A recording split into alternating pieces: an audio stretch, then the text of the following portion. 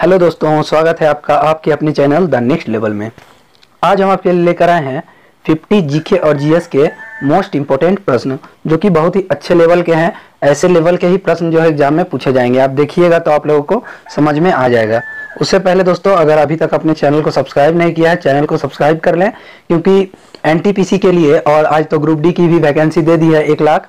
तो इसके लिए जो है हम स्पेशल बैच आप लोगों के लिए स्टार्ट करेंगे। और अभी जो ये प्रश्न चल रहा है 50 प्रश्न, इससे पहले भी 100 प्रश्न का लाया था मैंने, इससे पहले भी बहुत वीडियो आ चुका है, तो आप लोग जाके प्लेलिस्ट में देख सकते हैं। तो सब्सक्राइब जरूर कर लें और ये बेल आइकन को प्रेस कर दें, इससे आप लोगों को समय पर नोटिफिकेशन पहुंचता जाएगा। अगर ये वीडियो अच्छा लगता है तो इसे लाइक जरूर कर दें और अपने दोस्तों में शेयर करना ना भूलें।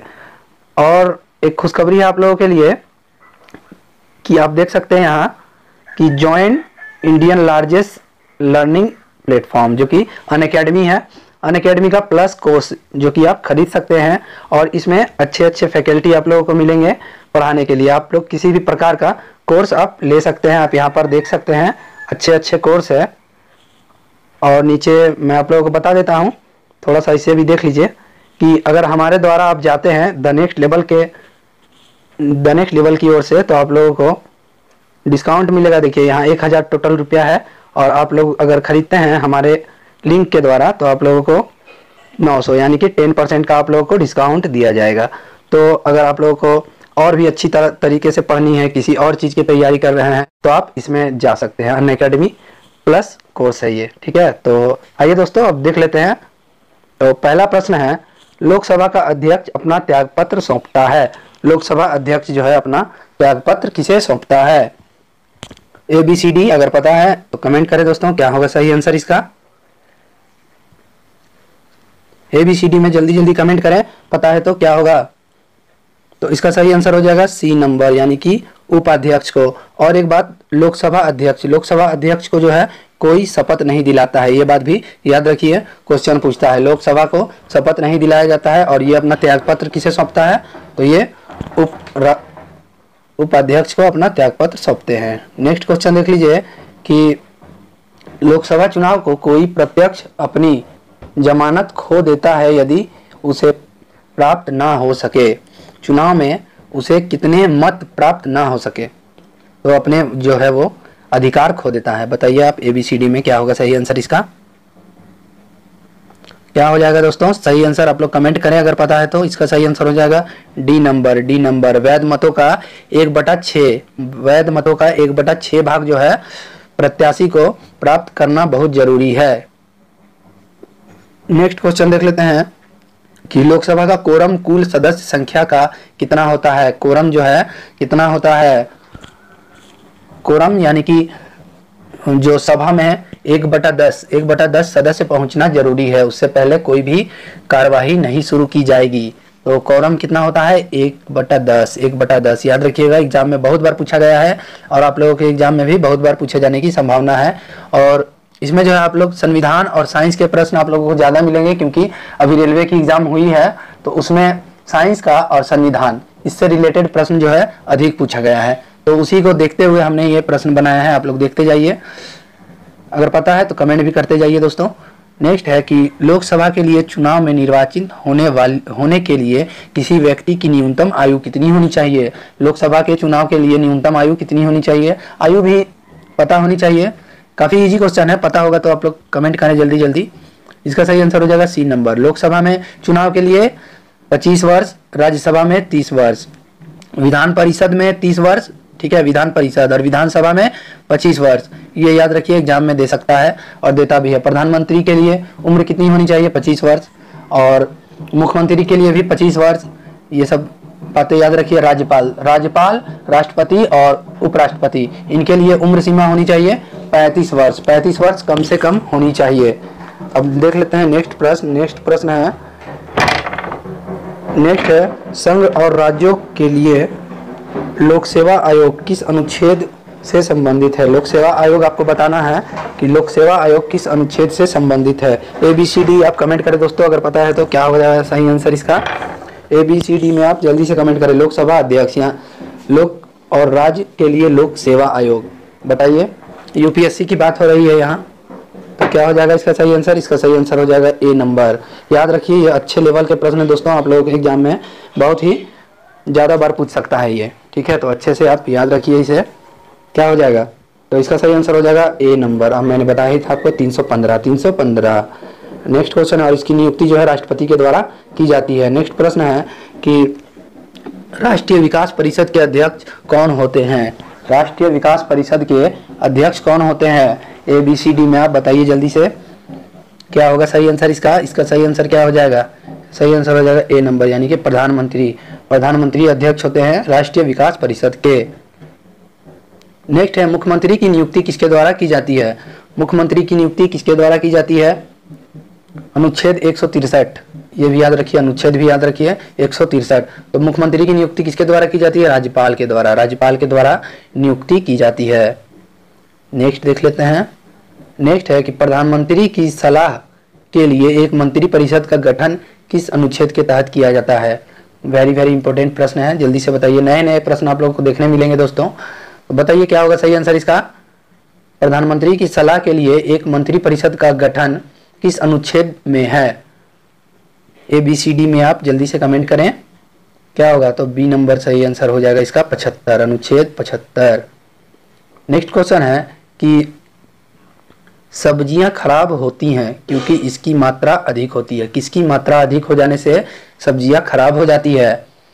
अब देख लीजिए ऑप्शन, कार्बोहाइड्रेट, पानी, विटामिन, एंजाइम। क्या होगा सही आंसर इसका? सही आंसर क्या हो जाएगा? किसकी अधिक मात्रा से सब्जियां खराब होती है? तो पानी। पानी, इसे बहुत दोस्त कंफ्यूज कर जाएंगे, लेकिन याद रखिए पानी अगर अधिक डाल देते हैं तो सब्जियां गल जाती है, सड़ जाती हैं। नेक्स्ट क्वेश्चन है कि इनमें से कौन सा अंग ग्लाइकोजन को ग्लूकोज में बदलता है तथा रक्त का शुद्ध करता है? रक्त को शुद्ध करता है, बताइए क्या होगा सही आंसर? क्या हो जाएगा ए बी सी डी में? ये सब एग्जाम में बहुत बार पूछा गया भी प्रश्न है इसमें से, और नए नए प्रश्न भी आप लोग को देखने को मिलेंगे। ये इसका आंसर हो जाएगा ए नंबर, यानी कि यकृत। यकृत सही आंसर हो जाएगा। नेक्स्ट देख लेते हैं, नींबू। नेक्स्ट है 12 नंबर, नींबू किसके कारण खट्टा होता है? काफी इजी प्रश्न है, बताइए दोस्तों, अगर पता है तो आप लोगों को। तो सिट्रिक अम्ल। सिट्रिक अम्ल सही हो जाएगा नींबू। नींबू साइट्रिक अम्ल, किसी भी खट्टा पदार्थ जो है साइट्रिक अम्ल ही भी उसी में मिलता है, किसी भी खट्टे पदार्थ में सिट्रिक अम्ल मिलता है। नेक्स्ट है कि मक्का किसका अच्छा स्रोत है? मक्का किस चीज का अच्छा स्रोत है? एबीसीडी में आप जल्दी से कमेंट करें। तो मक्का में क्या पाया जाता है? स्टार्च पाया जाता है, सबसे अधिक स्टार्च मक्का में पाया जाता है, मक्कई, ठीक है। नेक्स्ट है कि इनमें से कौन जंतुओं में भोजन में शामिल होता है? क्या जो है जंतुओं के भोजन में शामिल होता है? ग्लाइकोजन, प्रोटीन, सेलुलोज या फिर वसा? जल्दी से कमेंट करें, क्या होगा सही आंसर इसका? तो इसका सही आंसर क्या हो जाएगा दोस्तों? सही आंसर हो जाएगा सी नंबर, यानी कि सेलुलोज। सेलुलोज जंतुओं के भोजन में शामिल होता है। नेक्स्ट क्वेश्चन है कि लार किसके पाचन में सहायक होता है? लार किसके पाचन में सहायक होता है? ए बी सी डी में जल्दी जल्दी कमेंट करें, लार किसके पाचन में सहायक होते हैं? तो हो जाएगा इसका बी नंबर, स्टार्च। लार जो है स्टार्च के पाचन में सहायक होता है। नेक्स्ट क्वेश्चन है कि पाचन की प्रक्रिया में सहायक है। पाचन की प्रक्रिया में क्या सहायक है? बताइए एबीसीडी में क्या होगा सही आंसर इसका? पाचन की प्रक्रिया में क्या सहायक है? तो एंजाइम इसका सही आंसर हो जाएगा, एंजाइम, याद रखिएगा एंजाइम। नेक्स्ट क्वेश्चन है कि इनमें से कौन से पाचन अंग अम्ल उपस्थित होता है? कौन से पाचन अंग में अम्ल अवस्थित होता है? एबीसीडी में आप कमेंट करें, जल्दी जल्दी कमेंट करें दोस्तों, क्या होगा सही आंसर? एनटीपीसी और ग्रुप डी और जेई में, जेई जो आने वाली है, एग्जाम होने वाली है, उसका भी, इसके लिए स्पेशल ये सब क्वेश्चन हमने छांट कर निकाला है दोस्तों। आप लोगों के कमेंट देखते हुए ये सब प्रश्न हमने निकाला है, तो आप देख ही रहे होंगे। तो बताइए क्या होगा सही आंसर इसका? तो इसका आंसर क्या हो जाएगा? ए नंबर हो जाएगा, अमाशय। अमाशय, अमाशय में अम्ल उपस्थित होता है। नेक्स्ट क्वेश्चन है कि निम्नलिखित में से कौन सा एक पाचन एंजाइम नहीं है? पाचन एंजाइम कौन सा नहीं है? एबीसीडी में पाचन एंजाइम कौन सा नहीं है? काफी कंफ्यूजन भरा क्वेश्चन है ये सब। क्या हो जाएगा? पाचन एंजाइम कौन सा नहीं है? तो इंसुलिन नहीं है, इंसुलिन। इंसुलिन पाचन एंजाइम नहीं है। नेक्स्ट क्वेश्चन है कि संघ की राजभाषा किस अनुच्छेद में वर्णित है? संघ की राजभाषा जो कि हिंदी है वो किस अनुच्छेद में निहित है? ABCD में आप बताइए क्या होगा। बहुत बार एग्जाम में पूछा जा चुका है ये क्वेश्चन, तो बताइए इसका सही आंसर हो जाएगा ए नंबर, यानी कि 343 से 351 अनुच्छेद तक राजभाषा निहित है। नेक्स्ट क्वेश्चन है कि राजभाषा आयोग का गठन किस अनुच्छेद के तहत किया गया था? गठन बताना है किस अनुच्छेद के तहत किया गया था, इससे रिलेटेड ही प्रश्न है। तो क्या हो जाएगा 344 हो जाएगा, 344। नेक्स्ट है कि भारत में कितनी भाषाओं को शास्त्रीय भाषा का दर्जा प्राप्त है? शास्त्रीय भाषा का दर्जा प्राप्त है कितनी भाषाओं को? ABCD में जल्दी से बताइए दोस्तों क्या होगा सही आंसर? शास्त्रीय भाषा का दर्जा, तो इसका आंसर हो जाएगा 6, B नंबर ऑप्शन हो जाएगा। 6 भाषाओं को शास्त्रीय भाषा का दर्जा प्राप्त है। नेक्स्ट क्वेश्चन है कि किस संशोधन में वोट डालने की उम्र 25 से घटाकर 18 की गई है या की गई थी? किस संविधान संशोधन में? क्या हो जाएगा सही आंसर इसका? ABCD में आप कमेंट करें। इसका सही आंसर हो जाएगा 61, अनुच्छेद 61, संविधान संशोधन जो है 61।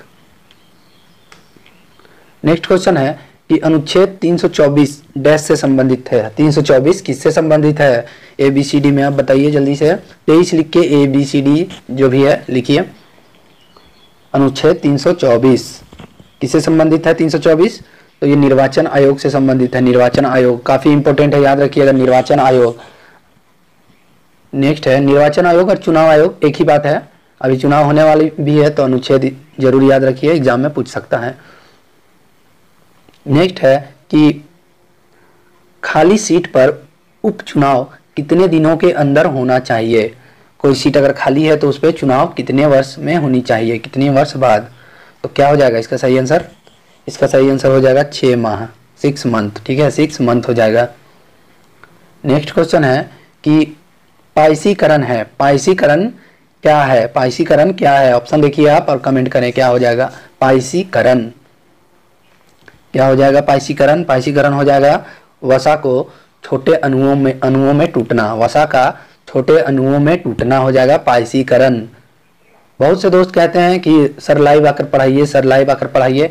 देखिए लाइव आकर भी पढ़ा सकते हैं, उसमें कोई प्रॉब्लम नहीं है, लेकिन आप लोगों का क्वेश्चन जो है देखिए अभी 50 क्वेश्चन जो है आप लोगों का 30 मिनट या फिर 24-25 मिनट में पूरा हो जाएगा 50 प्रश्न। लेकिन अगर लाइव हम आते हैं तो इसमें टाइम तो बहुत लगता है लेकिन क्वेश्चन बहुत कम हो पाते हैं। इसीलिए हम चाहते हैं कि दोस्त आप लोगों को अच्छे प्रश्न मिले और ज़्यादा से ज़्यादा प्रश्न करवा सके, एग्जाम से पहले आप लोगों को अच्छे प्रश्न हम दे सके। इसीलिए जो है हम डायरेक्ट आप लोगों को पढ़ा रहे हैं। इसमें भी आप लोगों का अच्छा से रिवाइज हो जाएगा। इसको एक बार नहीं हो रहा तो दोबारा फिर से देखिए तो आराम से याद हो जाएगा, गारंटी कहता हूँ मैं। इसके बाद जो है आप लोग को कोई प्रॉब्लम नहीं होगा एग्जाम देने में।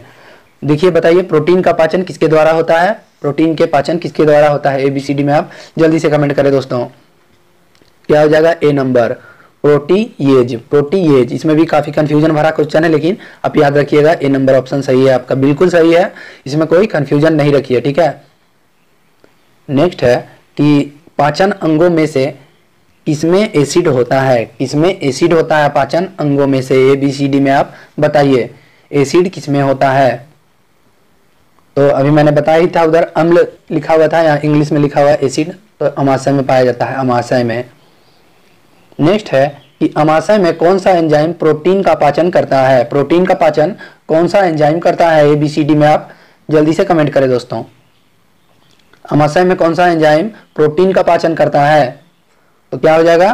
पेप्सिन। पेप्सिन सही आंसर हो जाएगा, पेप्सिन। नेक्स्ट क्वेश्चन है पित्तरस किस ग्रंथि द्वारा बनता है? पित्तरस किस ग्रंथि द्वारा बनता है? बताइए। यहाँ बी ऑप्शन थोड़ा छूट गया था लेकिन कोई बात नहीं है, उसमें आंसर है नहीं। बताइए पित्तरस किस ग्रंथि द्वारा बनता है? तो यकृत के द्वारा बनता है। यकृत सबसे बड़ी ग्रंथि शरीर की यकृत है, ये भी याद रखिएगा, और सबसे छोटी पीयूष ग्रंथि है। नेक्स्ट है एक वयस्क मनुष्य में कितने रदनक होते हैं? कितने रदनक होते हैं? वयस्क मनुष्य में कितने रदनक होते हैं? तो होते हैं 4। नीचे में 4 रदनक होते हैं। रदनक यानी कि ये दांतों को कहा जा रहा है, ठीक है, जिससे हम काटते हैं। 4 प्रकार की दांतें होती हैं दोस्तों, याद रखिएगा आप लोग। इसमें से जो है रदनक 4 होती है, और कृदंत, कृदंत आगे की दांतों को कहा जाता है, तो इसकी संख्या होती है 8, कृदंत होती है 8, याद रखिएगा, एग्जाम में पूछता है। नेक्स्ट है कि मुख गुहा किस तंत्र का अंग है, मुख गुहा किस तंत्र का अंग है, दिमाग लगाइएगा, काफी इजी क्वेश्चन है, बताइए आप लोग क्या होगा सही आंसर, ABCD में आप बताइए। इसका सही आंसर क्या हो जाएगा, ए नंबर, पाचन तंत्र। पाचन तंत्र, जो पाचन स्टार्ट होता है वो मुख से ही स्टार्ट होता है, और मुख के गुहा यानी कि मुख के अंदर की जो नली है उससे चली जाती है, तो वो पाचन ही करता है। नेक्स्ट क्वेश्चन है कि किस अंग में उंगली नुमा संरचना पाई जाती है, इसे विली कहते हैं। कौन सा शरीर का वैसा अंग है जो उंगली नुमा संरचना पाई जाती है जिसमें, बताइए आप, बड़ी आंत, पित्ताशय, छोटी आंत या फिर पेट, क्या होगा सही आंसर इसका, सही आंसर क्या हो जाएगा, सी नंबर आंसर हो जाएगा, छोटी आंत, छोटी आंत। नेक्स्ट क्वेश्चन है कि भारत के संविधान की किस अनुसूची में कई राज्यों में प्रशासन और अनुसूचित क्षेत्रों पर नियंत्रण के लिए विशेष प्रावधान है, तो कौन सी अनुसूची है वो, टोटल 12 अनुसूची है, याद रखिएगा। संविधान बनते समय 8 अनुसूची थी, उसके बाद धीरे धीरे इसमें संशोधन करके 12 अनुसूची कर दी गई। तो ये बताइए इस प्रश्न का आंसर क्या हो जाएगा, इस प्रश्न का उत्तर हो जाएगा ए नंबर, यानी कि 5 आंसर सही है। नेक्स्ट देख लेते हैं 34 नंबर क्वेश्चन, निम्नलिखित में से कौन कभी लोकसभा अध्यक्ष नहीं था, कौन कभी लोकसभा अध्यक्ष नहीं था, ऐसे ऐसे प्रश्न भी एग्जाम में पूछ लेते हैं, तो बताइए आप, लोकसभा अध्यक्ष अगर याद है तो आप बता सकते हैं, ये काफी डीप क्वेश्चन हो जाता है, आप लोगों को प्रॉब्लम होगा बताने में। तो इसका सही आंसर हो जाएगा ए नंबर, यानी कि केवी के सुंदरम। केवी के सुंदरम कभी लोकसभा अध्यक्ष थे नहीं, ठीक है, बाकी सब जो है ये लोकसभा अध्यक्ष ही थे। नेक्स्ट क्वेश्चन है, भारत का संविधान प्रदान करता है एक, क्या प्रदान करता है, भारत का संविधान क्या प्रदान करता है, ABCD में आप बताइए जल्दी से। ऑप्शन देख लीजिए, ऑप्शन मैं इसीलिए नहीं पढ़ रहा हूं क्योंकि वीडियो बहुत लंबा हो जाएगा, ऑप्शन पढ़ूंगा फिर टाइम दूंगा, तो इसीलिए मैं ऑप्शन नहीं पढ़ रहा हूं। क्या हो जाएगा सही आंसर इसका, सही आंसर हो जाएगा बी नंबर, यानी कि सरकार की कैबिनेट प्रणाली संविधान प्रदान करता है। नेक्स्ट क्वेश्चन है कि संविधान का वह हिस्सा जो निर्माताओं के विचार और आदर्शों को दर्शाता है, तो संविधान का कौन सा वो हिस्सा है, बताइए ABCD में आप, क्या हो जाएगा सही आंसर इसका, सही आंसर क्या हो जाएगा, ABCD में आप कमेंट करें दोस्तों। इसका सही आंसर हो जाएगा ए नंबर, इसका सही आंसर हो जाएगा सी नंबर, यानी कि प्रस्तावना। प्रस्तावना जो है निर्माताओं के विचार और आदर्शों को दर्शाता है, कौन, प्रस्तावना। नेक्स्ट हो संविधान का प्रस्तावना। नेक्स्ट है, भारतीय संविधान ने प्रस्तावना के विचार को उधार लिया है, यानी कि प्रस्तावना को किस देश से भारतीय संविधान ने लिया है। हमारा भारत का संविधान सबसे बड़ा संविधान है, भारत का संविधान जो है काफी देश, बहुत सारे देशों से मिलाकर बनाया गया है, तो आप बताइए प्रस्तावना जो है वो किस देश से लिया गया है, बताइए ABCD में, तो डी नंबर आंसर हो जाएगा आपका संयुक्त राज्य अमेरिका। संयुक्त राज्य अमेरिका, अमेरिका से अधिकार भी लिया गया है, राष्ट्रपति पे जो महाभियोग लगाया जाता है अनुच्छेद 61 के तहत, वो भी अमेरिका से ही लिया गया है। नेक्स्ट क्वेश्चन है, निम्नलिखित में कौन सी पुस्तक शशि थरूर द्वारा लिखी गई है। पुस्तक तो आप याद कर ही लीजिए, एग्जाम में पूछता है, बताइए ABCD में आप क्या है, हर एक एग्जाम में एक ना एक पुस्तक पूछता है, क्या होगा सही आंसर इसका बताइए। तो इसका आंसर हो जाएगा C number, an era of darkness. An era of darkness जो है वो शशि थरूर के द्वारा लिखा गया है, बाकी ये सब दूसरे राइटर्स के द्वारा लिखा गया है। नेक्स्ट क्वेश्चन है कि तपेदिक किससे फैलता है, तपेदिक किससे फैलता है, ABCD में आप बताइए। तपेदिक TB को कहते हैं, तो क्या होगा सही आंसर, संक्रमित वायु द्वारा, खून ट्रांसफ्यूजन द्वारा, दूषित जल द्वारा या फिर यौन संबंध द्वारा। तपेदिक TB किससे फैलता है, ABCD में आप जल्दी से बताएं। तो ए सही आंसर हो जाएगा, संक्रमित वायु द्वारा, संक्रमित वायु के द्वारा TB यानी कि तपेदिक फैलता है। नेक्स्ट क्वेश्चन है, टाइफाइड किसके द्वारा फैलता है, टाइफाइड बताना है किसके द्वारा फैलता है, ABCD में आप बताइए। ये कीटाणु का नाम दिया हुआ है यहाँ पर, जीवाणु या फिर विषाणु, जो भी है आप बताइए पहले आंसर, इसके बाद मैं क्लियर कर दूंगा। क्या होगा सही आंसर इसका, टाइफाइड किसके द्वारा फैलता है, तो इसमें आप लोग देख ही रहे होंगे कि टाइफी से याद रखिए टाइफाइड, साल्मोनेला टाइफी जीवाणु के द्वारा ये टाइफाइड फैलाया जाता है। टाइफाइड आंत को प्रभावित करता है, नीली हरित शैवाल किस समूह में आते हैं? नीली हरित शैवाल किस समूह में आते हैं? जल्दी से कमेंट करें दोस्तों, क्या होगा सही आंसर इसका? इसका सही आंसर क्या हो जाएगा? बी नंबर सही आंसर हो जाएगा, साइनोबैक्टीरिया। साइनोबैक्टीरिया, साइनोबैक्टीरिया याद रखिए अच्छे से, साइनोबैक्टीरिया। नेक्स्ट क्वेश्चन है कि कोलेरा का रोग किसने खोजा था? कोलेरा को किसने खोजा था? कोलेरा को किसने खोजा था? एबीसीडी में आप बताइए क्या हो जाएगा? कोलेरा जिसे हैजा कहते हैं, आप लोग कंफ्यूजन भी होते होंगे लेकिन जान लीजिए, यहाँ कोलेरा हैजा को कहते हैं, तो वो किसने खोजा था? हैजा का टीका बताइए। एबीसीडी में आप पता है तो जल्दी से कमेंट करें दोस्तों। तो ए नंबर सही हो जाएगा, रॉबर्ट कोच। Robert Koch. हैजा जीवाणुओं द्वारा फैलने वाला रोग है। नेक्स्ट क्वेश्चन है कि जीवाणु जनित बीमारी पाई जाती है। जीवाणु जनित बीमारी किसमें किसमें पाई जाती है? पौधे में, जानवर में, मनुष्य में, उपरोक्त सभी में। बताइए क्या होगा सही आंसर इसका? इसका सही आंसर हो जाएगा डी नंबर, यानी कि सभी में पाया जाता है, सभी में, पौधा, जानवर और मनुष्य में जीवाणु जनित रोग। नेक्स्ट क्वेश्चन है कि भारत सरकार को कानूनी विषयों पर कौन परामर्श देता है? परामर्श कौन देता है भारत सरकार को कानूनी विषय में, ये बताना है आप लोगों को। क्या होगा सही आंसर इसका? तो इसका सही आंसर हो जाएगा ए नंबर, यानी कि अटॉर्नी जनरल, जिसे महान्यायवादी भी कहते हैं, अटॉर्नी जनरल। अभी अटॉर्नी जनरल भारत के कौन है, ये आप हमें कमेंट बॉक्स में लिख के बताइए दोस्तों, अटॉर्नी जनरल कौन है भारत के अभी। नेक्स्ट है कि भारत के महान्यायवादी को कैसे नियुक्त किया जाता है, यानी किसके द्वारा नियुक्त किया जाता है? बताइए आप, भारत के महान्यायवादी को कौन नियुक्त करता है? तो राष्ट्रपति के द्वारा नियुक्त किया जाता है, महान्यायवादी को राष्ट्रपति के द्वारा नियुक्त किया जाता है। नेक्स्ट है कि निम्नलिखित में से किसे भारत सरकार का प्रथम विधि अधिकारी समझा जाता है?